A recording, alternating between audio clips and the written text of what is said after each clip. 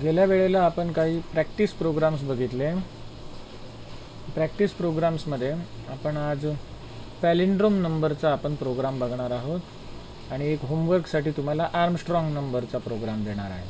तर तुम्ही as a homework म्हणून सेल्फ स्टडी करा. मग आता आपण पॅलिंड्रोम नंबरचा प्रोग्राम करूया. आता पॅलिंड्रोम नंबर म्हणजे काय असतं ते तुम्हाला आधी सांगतो.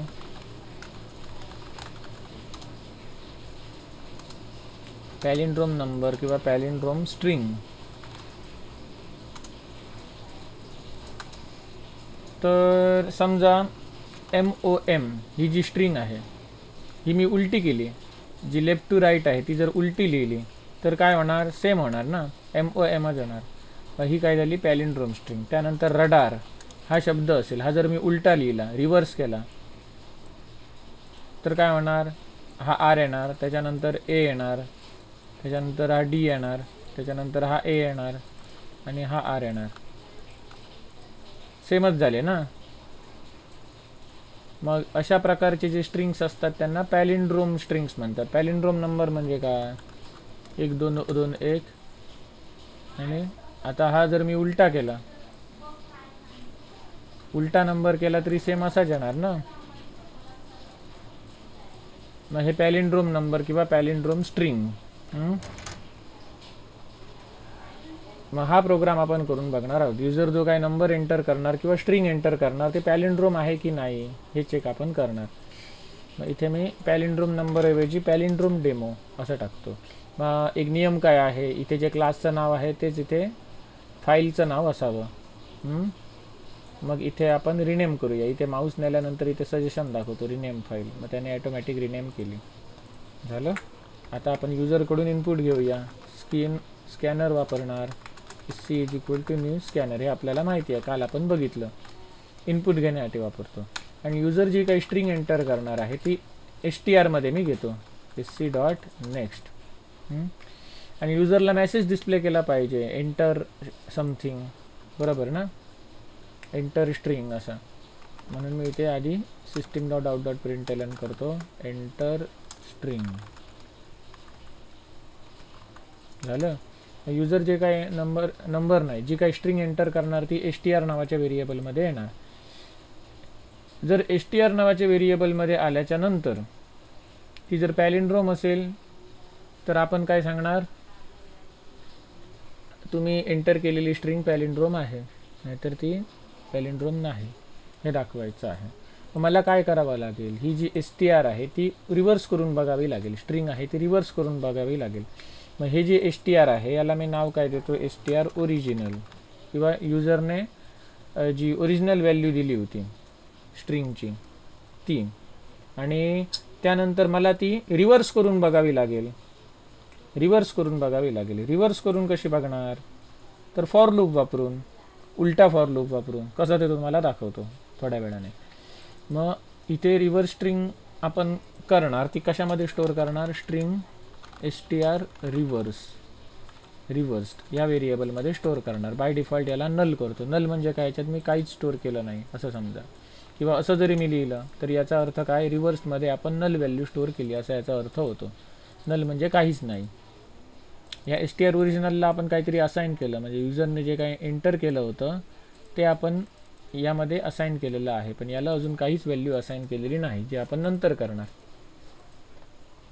इथपर्यंत समजलं सगळ्यांना काय केलं ते?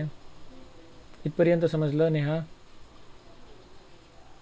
चैताली, रोशन. युजरकडून इनपुट घेतलेली व्हॅल्यू आपण STR ओरिजिनलमध्ये स्टोअर केली आणि एक STR रिव्हर्स्ड नावाचा एक व्हेरिएबल बनवून ठेवलं. मग STR रिव्हर्स्डमध्ये मला काय करायची आहे? याची रिव्हर्स स्ट्रिंग प्राप्त करायची आहे. ती जर सेम असेल तर आपण काय करणार? युजरने एंटर केलेला नंबर किंवा जी व्हॅल्यू आहे, स्ट्रिंग आहे, ती पॅलिंड्रोम आहे. अशा प्रकारचं हे लॉजिक आहे.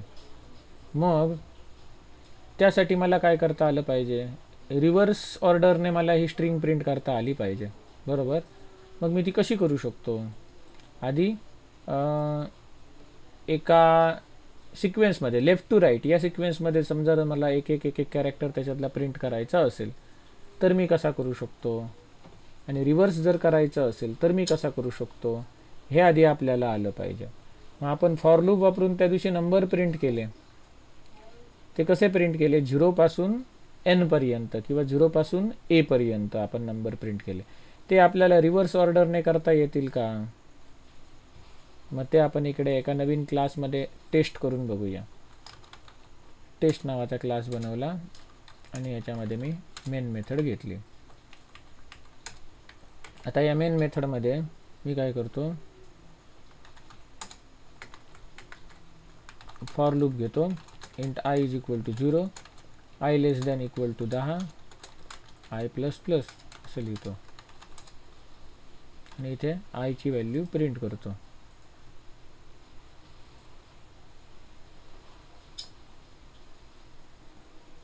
झिरो ते 10 पर्यंतचे हे सगळे नंबर प्रिंट झाले. आता मला काय करायचं आहे, हे जर उलटे प्रिंट करायचे असतील तर मी सुरुवात कुठून करणार, 10 कडून सुरुवात करणार आणि शेवट कुठे करणार, 0 कडे शेवट करणार. मग इथे ग्रेटर दॅन इक्वल टू ऐवजी लेस दॅन इक्वल टू ऐवजी ग्रेटर दॅन इक्वल टू येणार. i प्लस प्लस आहे त्या ठिकाणी मायनस मायनस येणार. आता याचा आउटपुट बघा, 10 ते 0 रिव्हर्स ऑर्डरने झाले ना सगळे प्रिंट. कळलं का?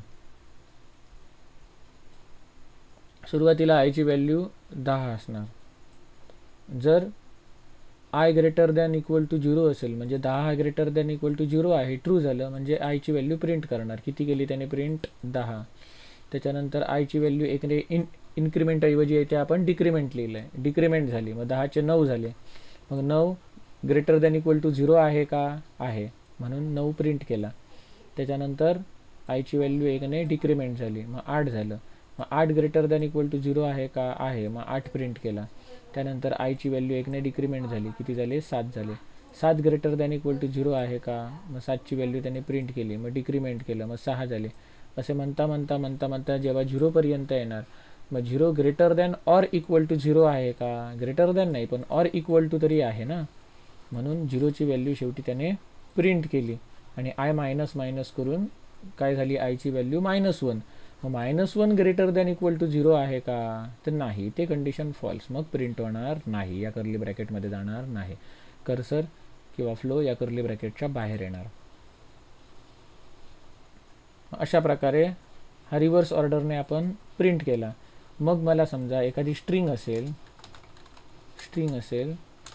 स्ट्रिंग काय असेल, इंडिया ही जर स्ट्रिंग असेल, ही मला जर समजा रिव्हर्स ऑर्डरने प्रिंट करायची असेल, country is equal to India ही जर मला रिव्हर्स ऑर्डरने प्रिंट करायची असेल ही स्ट्रिंग, तर मी कसं काय करणार,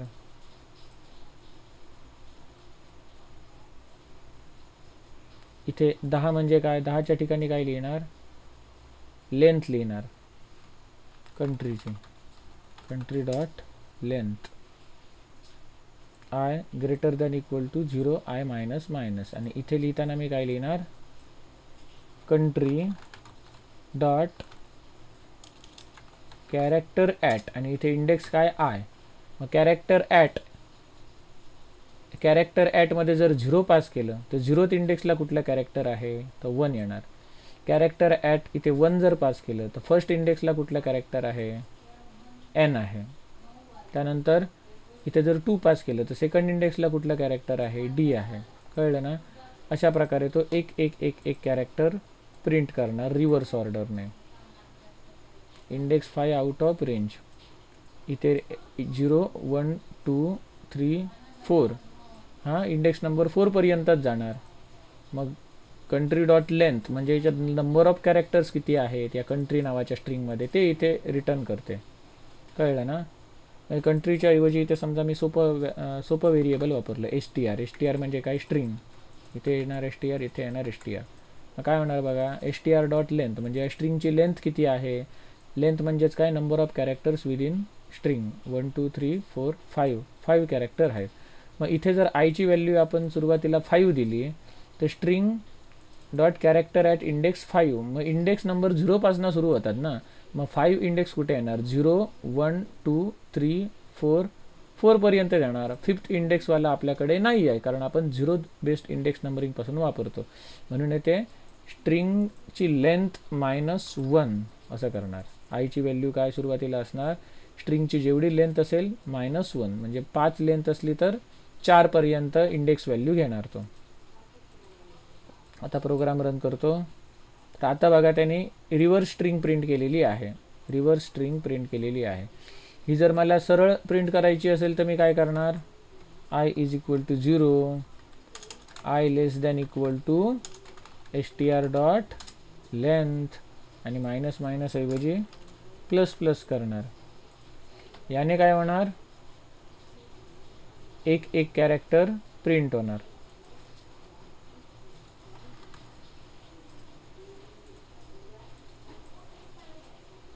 INDIA झालं. हे कसं झालं, लेफ्ट टू राईट. आणि राईट टू लेफ्ट जर मला करायचं असेल तर आधी शेवटचा कॅरेक्टर कुठल्या इंडेक्सला आहे, स्ट्रिंगची लेंथ -1 या इंडेक्सला आहे.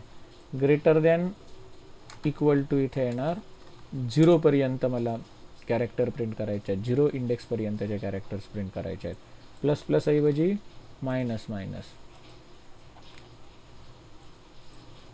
झालं. म्हणजेच काय, इथे str.char@, हे मला काय रिटर्न करतं, एक एक कॅरेक्टर रिटर्न करतं. हे जे काय एक एक कॅरेक्टर रिटर्न करतं ते मला रिव्हर्स स्ट्रिंगमध्ये ॲड करायचं आहे, रिव्हर्स स्ट्रिंगला जोडायचं आहे, रिव्हर्स स्ट्रिंगला जोडायचं आहे. मग मी इथे सेम असाच लूप वापरणार, सेम टू सेम असाच लूप वापरणार, असाच्या असा. फक्त काय str ऐवजी काय येणार इथे, str ओरिजिनल. इथे सुद्धा str ऐवजी str ओरिजिनल. आणि इथे मी कन्सोलला प्रिंट करतोय ना, हे प्रिंट करण्याऐवजी मी काय करतो, इथे str रिव्हर्स नावाची जी स्ट्रिंग आहे, रिव्हर्स नावाची स्ट्रिंग आहे त्याला काय करतो, प्लस इक्वल टू. म्हणजेच काय, str reverse is equal to str reverse plus original स्ट्रिंगचा ith कॅरेक्टर, असा याचा अर्थ. तर इथे काय म्हणतो, str रिव्हर्स हे तुम्ही कदाचित इनिशियलाइज केलेलं नसाल असं म्हणतो. मग आपण इथे असं इनिशियलाइज करू शकतो, कळलं. आपण इथे असं ते इनिशियलाइज करू शकतो. किंवा मला वाटतं अशा प्रकारे इनिशियलाइज केलं तर बरं ठरेल. म्हणजे काय, एम्प्टी स्पेस, काहीच नाही सध्या व्हॅल्यू. मग काय करणार आपण, str reverse is equal to str reverse plus original स्ट्रिंगचा ith कॅरेक्टर. आता ओरिजिनल स्ट्रिंगचा ith कॅरेक्टर काय रिटर्न करतो, तर एकदा AIDNI, म्हणजे जी काही स्ट्रिंग रिटर्न केलेली आहे त्याचा एकदा शेवटचा कॅरेक्टर रिटर्न करतो, एकदा सेकंड लास्ट कॅरेक्टर, त्याच्यानंतर थर्ड लास्ट कॅरेक्टर, त्याच्यानंतर fourth last character up to first character. म्हणजे रिव्हर्स ऑर्डरने तो जोडत जाणार.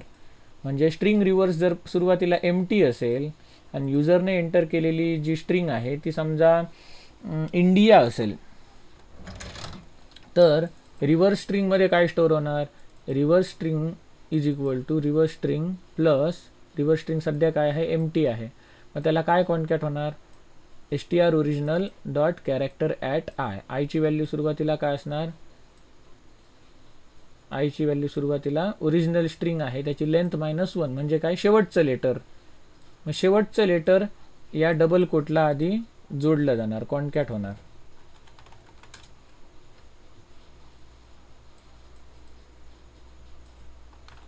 str रिव्हर्सची पहिली व्हॅल्यू काय होती, अशी होती ना. मग काय होणार, str reversed is equal to आपली स्ट्रिंग काय होती, str ओरिजिनल इंडिया अशी होती.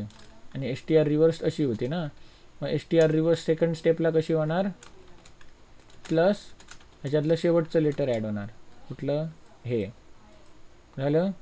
त्याच्यानंतर काय होणार, str reversed is equal to str reversed plus ह्याच्यातलं हे लेटर str रिव्हर्स, याचा उत्तर काय येणार, हे येणार, प्लस इथून हे लेटर म्हणजे काय येणार, आय येणार.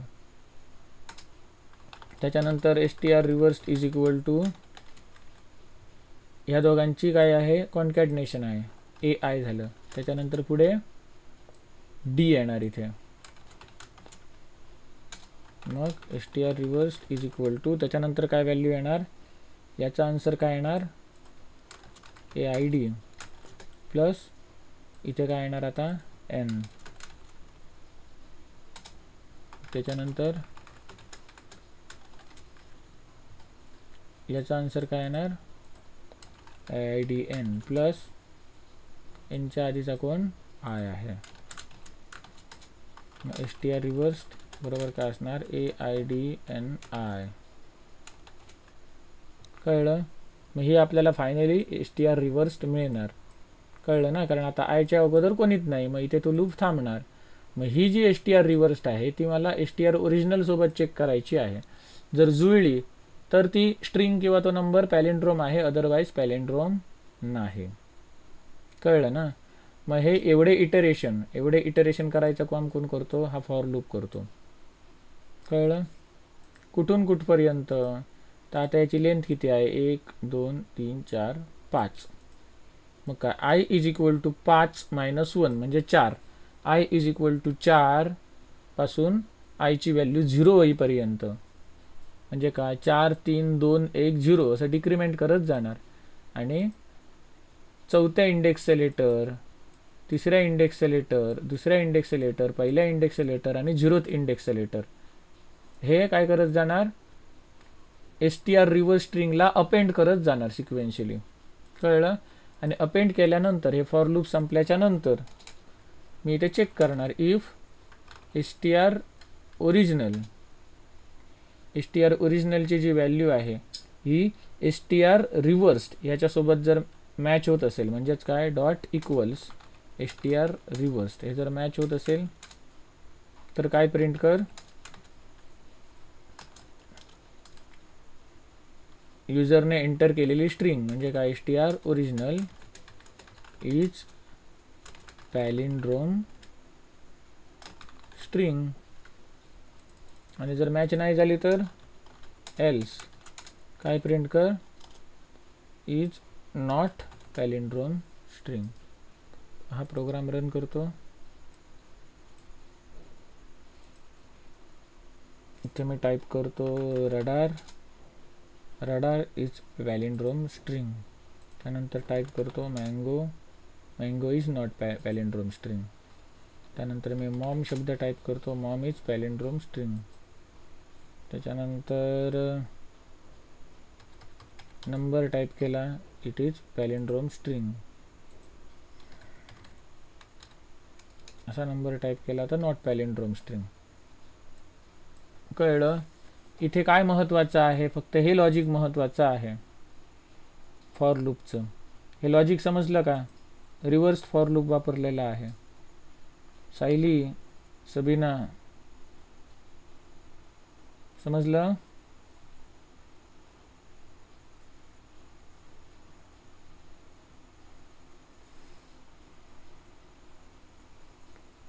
कोणाला नाही समजलं, पूजा समजलं.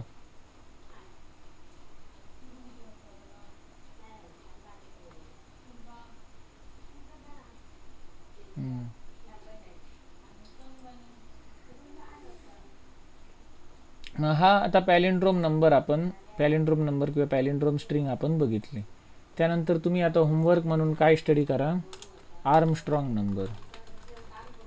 म्हणजे युजर जो काय नंबर एंटर करणार, समजा 1 2 3 हा जर नंबर त्याने एंटर केला, 1 2 3 हा जर त्याने नंबर एंटर केला, तर हे जे नंबर्स आहेत एक काहीतरी मला वाटतं त्यांची जी सम असते ती तेव्हाच नंबर एवढी यायला पाहिजे. ती सम कोणाची ती चेक करतो. हा आर्मस्ट्रॉंग नंबर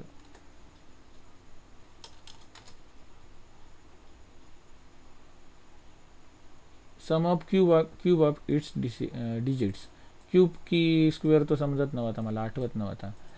आर्मस्ट्रॉंग नंबर म्हणजे काय, जर समजा 1 2 3 असेल तर यांची जी याचा 1 चा क्यूब,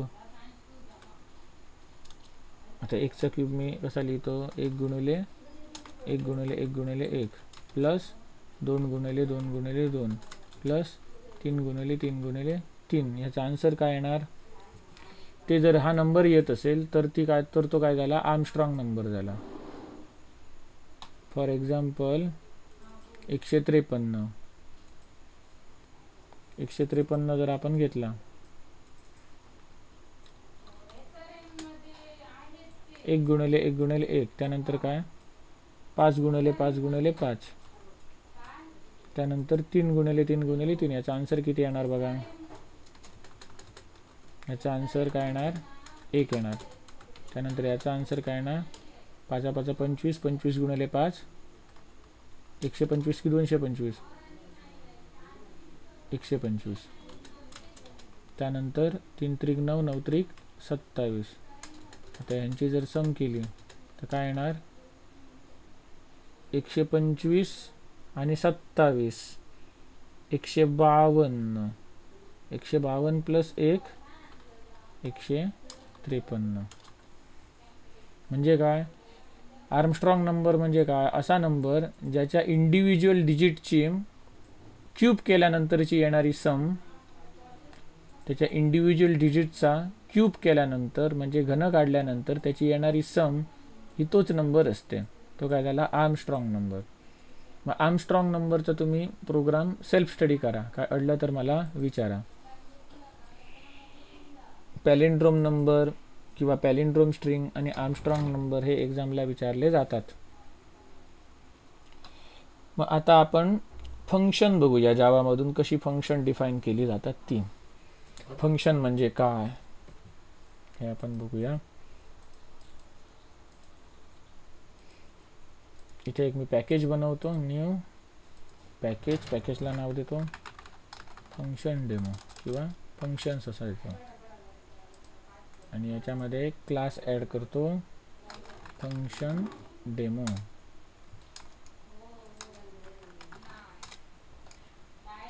फंक्शन म्हणजेच काय असतं? फंक्शन म्हणजे मेथड, जशी ही मेन मेथड आहे. मग फंक्शन म्हणजे काय? Function is a block of code which is executed whenever invoked by its name. Function म्हणजे काय?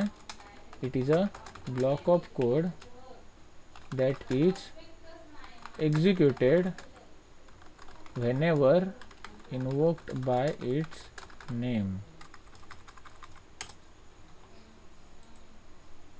फंक्शन म्हणजे असा कोडचा ब्लॉक तो एक्झिक्यूट होतो जेव्हा जेव्हा आपण त्या ब्लॉकला त्याच्या नावाने कॉल करतो. फॉर एक्झाम्पल, मला system.out.println मध्ये काय लिहायचं आहे? समजा हॅलो नेहा असं लिहिलं, त्यानंतर हॅलो तन्वी, त्याच्यानंतर हॅलो आयशा असं लिहिलं. ही 3 वाक्य लिहिली आणि मी रन केलं तर मला आउटपुट काय दिसणार? हे दिसणार, hello Neha, hello Tanvi, hello Ayesha. मग ही मला जर पुन्हा काही कालावधीनंतर मला ही स्टेटमेंट पुन्हा प्रिंट करायची असतील तर मी काय करतो? ही 3ही स्टेटमेंट मला पुन्हा रिपीट करावी लागणार, तेव्हा ती पुन्हा प्रिंट होणार. मग जो रिपीटेबल कोड असतो, जो आपल्याला पुन्हा पुन्हा वापरावा लागतो, तो कोड मी काय करू शकतो? एका फंक्शनमध्ये ठेवू शकतो. फॉर एक्झाम्पल, इथे मी फंक्शन बनवतो, जसं आपण जावास्क्रिप्टचं फंक्शन बघितलेलं, असं बघितलेलं ना. फंक्शन, त्याच्यानंतर इथे फंक्शनचं नाव, इथे पॅरामीटर आणि कर्ली ब्रॅकेटमध्ये फंक्शनची बॉडी, असं आपण बघितलेलं. मग जावामध्ये काय असतं? इथे फंक्शनचा रिटर्न टाईप लिहितात. रिटर्न टाईप म्हणजे हे फंक्शन काय रिटर्न करणार, त्याचा डेटा टाईप. हे फंक्शन काय करतं? फक्त कन्सोलवरती कंटेंट प्रिंट करतं, म्हणजे ह्या 3 लाईन एक्झिक्यूट करायचं काम करतं. आणि या 3 लाईन काय करतात? कन्सोलवरती कंटेंट प्रिंट करतात, ही स्ट्रिंग प्रिंट करतात, हॅलो नेहा, हॅलो तन्वी आणि हॅलो आयशा. एवढं काम करतात, काही रिटर्न करत नाही. कॅल्क्युलेट करून काही रिटर्न करत नाहीत, काहीच रिटर्न करत नाही. म्हणजे व्हाईड डेटा टाईप म्हणजे काय? ते काहीच रिटर्न करत नाहीत. नाही तर इथे डेटा टाईप लिहितात. हे काय आहे ते तुम्हाला कळणार नंतर. मग आता मी इथे हॅलो लिहिलं. मग आता मेन मेथडमध्ये मी काहीच लिहिलं नाही आणि आता हा प्रोग्राम मी रन करतोय. तर इथे आउटपुट काहीच येणार नाही, काहीच नाही आलं. जर मी आता एकदा हॅलो लिहिला आणि हा कोड रन केला, एक मिनिट हा, इथे हॅलोला एरर आलाय.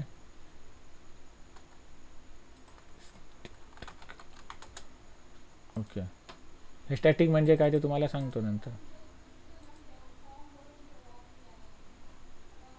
इथे बघा, आता मी इथे हॅलो लिहिला तर काय झालं, hello Neha, hello Tanvi, hello Ayesha असं आलं. पुन्हा समजा मी इथे हॅलो लिहिला तर काय आलं, पुन्हा hello Neha, hello Tanvi, hello Ayesha. त्याच्यानंतर पुन्हा हॅलो लिहिला तर कसं येणार, 3 वेळा रिपीट झाले. इथे एकदा, इथे एकदा आणि इथे एकदा. म्हणजेच काय, हॅलो म्हणजे काय झालं, तर हॅलो हा एक कोडचा ब्लॉक झाला. या 3 लाईनचा कोड आहे, यांचा एक ब्लॉक झाला. या कर्ली ब्रॅकेटकडे ओपन होतो, या कर्ली ब्रॅकेटकडे क्लोज होतो. त्या ब्लॉकला नाव दिलं आपण हॅलो. आणि जिथे जिथे मी या ब्लॉकचं नाव इथे इन्वोक करतोय त्या त्या ठिकाणी काय होतंय, या हॅलो नावाच्या ब्लॉकमध्ये लिहिलेला कोड एक्झिक्यूट होतोय. मग अशा ब्लॉक ऑफ कोडला काय म्हणतात, फंक्शन म्हणतात, फंक्शन किंवा मेथड म्हणतात. It is a block of code that is executed whenever invoked bye it's name. जेव्हा आपण त्या ब्लॉकचं नाव काहीतरी देतो आणि त्या नावाने जेव्हा आपण त्याला इन्वोक करतो किंवा कॉल करतो, तेव्हा त्या ब्लॉकमध्ये लिहिलेला कोड एक्झिक्यूट होतो. एवढं समजलं. मग हे काय झालं, नॉर्मल फंक्शन. नॉर्मल फंक्शन ज्याच्यात आपण काहीच पॅरामीटर पास केले नाही. मग समजा मला इथे पॅरामीटर्स पास करायचे असतील, मग मी इथे ही जी नावं आहेत ती मी इथे काढून टाकतो आणि इथून ती नावं घेतो. स्ट्रिंग नेम 1 कॉमा दुसरा पॅरामीटर घेतो स्ट्रिंग नेम 2 कॉमा तिसरा पॅरामीटर घेतो स्ट्रिंग नेम 3. स्ट्रिंग काय आहेत, त्यांचे डेटा टाईप आहे. तिथे जी काही व्हेरिएबल पास केली जाणार किंवा पॅरामीटर्स पास केले जाणार त्यांचे डेटा टाईप आहेत. इथे सुद्धा याचा डेटा टाईप, इथे सुद्धा याचा डेटा टाईप. मग मी इथे कॉन्कॅट करतो, नेम 1 ची व्हॅल्यू इथे कॉन्कॅट कर, नेम 2 ची व्हॅल्यू इथे कॉन्कॅट कर, नेम 3 ची व्हॅल्यू इथे कॉन्कॅट कर. कळलं. आणि आता मला काय करायचं, इथे हॅलो मी बघा इथे पॅरामीटर पास करतो. हा म्हणतो एक्सपेक्टेड 3 आर्ग्युमेंट्स बट फाउंड 0. मग इथे काय 3 आर्ग्युमेंट्स म्हणजे 3 पॅरामीटर एक्सपेक्टेड आहेत, 1 2 आणि 3. पण आपण इथे काय काहीच 0 पाठवला, म्हणजे काहीच पाठवलं नाही, 0 नंबर ऑफ आर्ग्युमेंट्स पाठवले.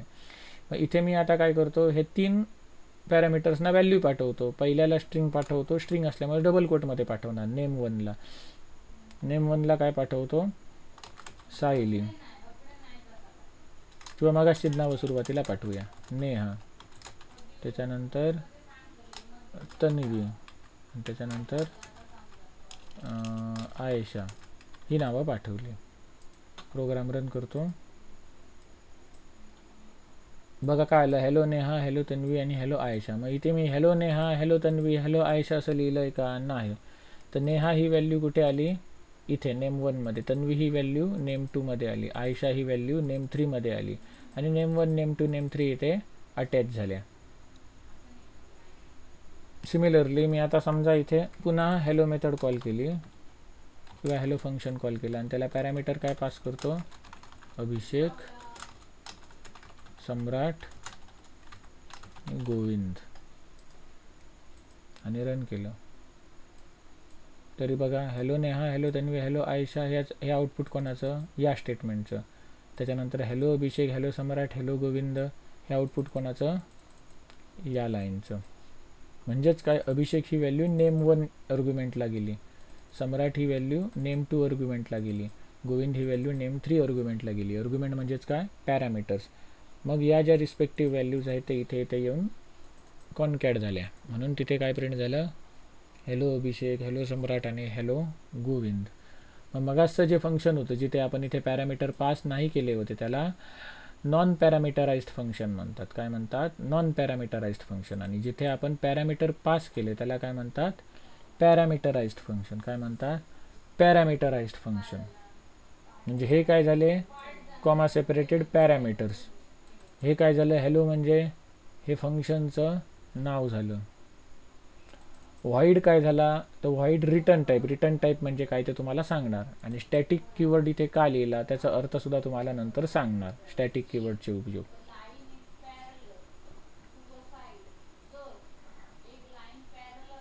मग असंच समजा मी दुसरं एक फंक्शन लिहिलं, स्टॅटिक इंट ॲड इंट ए इंट बी. याचा अर्थ काय, ॲड नावाचं फंक्शन जे 2 पॅरामीटर घेतं, इंटिजर टाईपचा ए इंटिजर टाईपचा बी. जसं इथे बघा स्ट्रिंग टाईपचे 3 पॅरामीटर घेत आहे ना, तसंच इथे इंटिजर टाईपचे 2 पॅरामीटर घेत आहे. आणि हे काय काहीतरी रिटर्न करते. रिटर्न काय करते ते ए प्लस बी या दोघांची बेरीज रिटर्न करते. मग या दोघांची बेरीज काय होणार, ए चा डेटा टाईप इंटिजर, बी चा डेटा टाईप इंटिजर. मग दोघांचा जो दोघांची जी बेरीज येणार, सम येणार, ती सुद्धा काय असणार, इंटिजर. इंटिजर रिटर्न करते. मग कोणत्या डेटा टाईपची व्हॅल्यू रिटर्न करते तर इंट या डेटा टाईपची व्हॅल्यू रिटर्न करते. मग म्हणून याला काय म्हणतात, रिटर्न टाईप म्हणतात, return type of function. Return type of function is nothing but a data type that function is going to return. Return type of function is nothing but data type of value that is getting returned by function.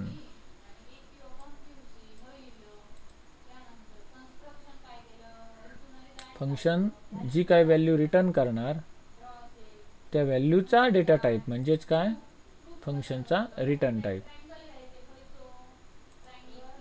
त्याचप्रमाणे समजा आणखी एक function बनवलं, static int add नावाचं दुसरं function बनवलं.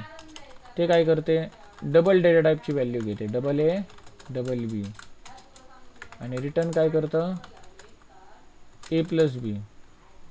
इथे बघा ए प्लस बीला एरर आला का, कारण ए प्लस बीचा डेटा टाईप का असणार, ए हा डबल टाईपचा असेल, बी हा सुद्धा डबल टाईपचा असेल, तर दोघांची बेरीज सुद्धा डबल टाईपची असली पाहिजे. म्हणजे रिटर्न काय करतोय, डबल रिटर्न करतोय. पण इथे रिटर्न टाईप आपण इंटिजर लिहिला म्हणून तो आपल्याला चेंज करायला सांगतो. डबल इथे रिटर्न टाईप लिहिल्यानंतर त्याने तिथला एरर काढून टाकला.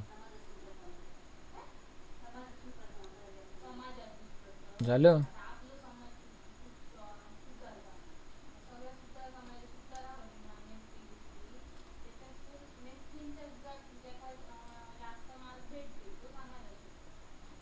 मग आता आपण इथे ही फंक्शन्स कॉल करून बघूया. हॅलो ऐवजी मी काय पास करणार, फंक्शनचं नाव ॲड, आणि त्याला पॅरामीटर पास करणार 5 आणि 10. हे 5 ही व्हॅल्यू एला जाणार, 10 ही व्हॅल्यू बीला जाणार. मी इथे कोलन दिसत आहेत बघा, बी कोलन, हे मी टाईप केलेलं नाही, तो सजेशन दाखवतोय. ही जर सजेशन हिंट दाखवते ती नको असेल तर राईट क्लिक करून तुम्ही डिसेबल हिंट्स करू शकता, 5 आणि 10. मग इथे मी राईट क्लिक केलं आणि रन केलं. आता 5 आणि 10चं जे काय आउटपुट येणार ते मला इथे कन्सोलला प्रिंट केलं पाहिजे ना, म्हणून मी इथे काय लिहितं, system.out.println गोल ब्रॅकेटमध्ये ॲड 5, 10. किती आले, 15 आले. कळलं ना. आणि सेम असंच जर मी इथे पॉईंटवाले नंबर पास केले समजा, तर या दोघातलं कुठलं फंक्शन कॉल होणार तो चेक करणार. या ज्या 2 व्हॅल्यू पाठवल्या ते इंटिजर टाईपच्या आहेत की डबल टाईपच्या आहेत.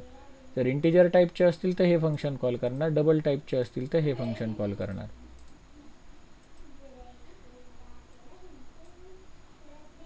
बघा हे याचं आउटपुट आलं दुसऱ्या लाईनचं, खालच्या लाईनचं.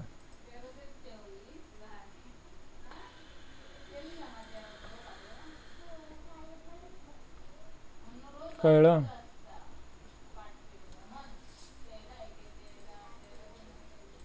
एवढं समजलं का रोशन,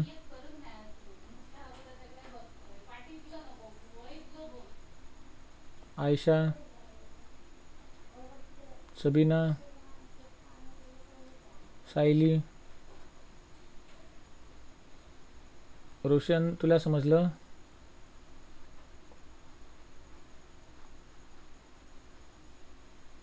नाही समजलं रोशन.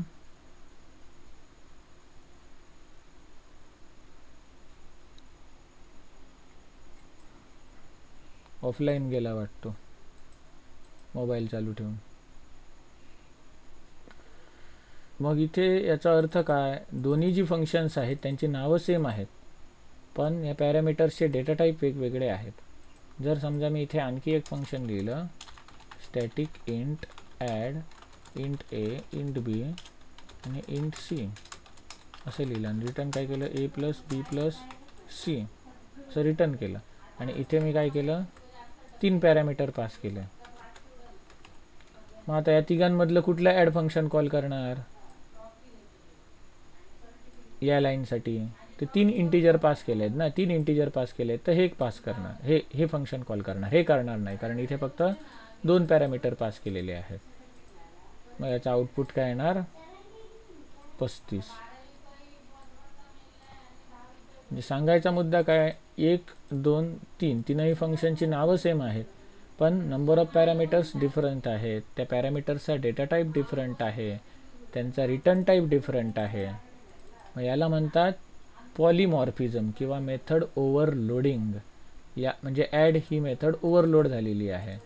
म्हणजेच काय, ॲड ही मेथड आपण पुन्हा पुन्हा डिफाईन केलेली आहे, ॲड हे फंक्शन पुन्हा पुन्हा डिफाईन केलं आहे, फक्त काय बदलून, तर नंबर ऑफ पॅरामीटर्स बदलून, त्या पॅरामीटर्सचा डेटा टाईप बदलून किंवा त्या पॅरामीटर्सचा रिटर्न टाईप बदलून. हे मेथड ओव्हरलोडिंग, मेथड ओव्हररायडिंग हे तुम्हाला पुढे डिटेलमध्ये शिकवणार आहे OOP मध्ये, ऑब्जेक्ट ओरिएंटेड कन्सेप्ट्समध्ये. मग आजच्या पुरतं हे एवढं फंक्शनचं लक्षात घ्या. उद्या ही फंक्शन्स आपण डिटेलमध्ये बघणार आहोत.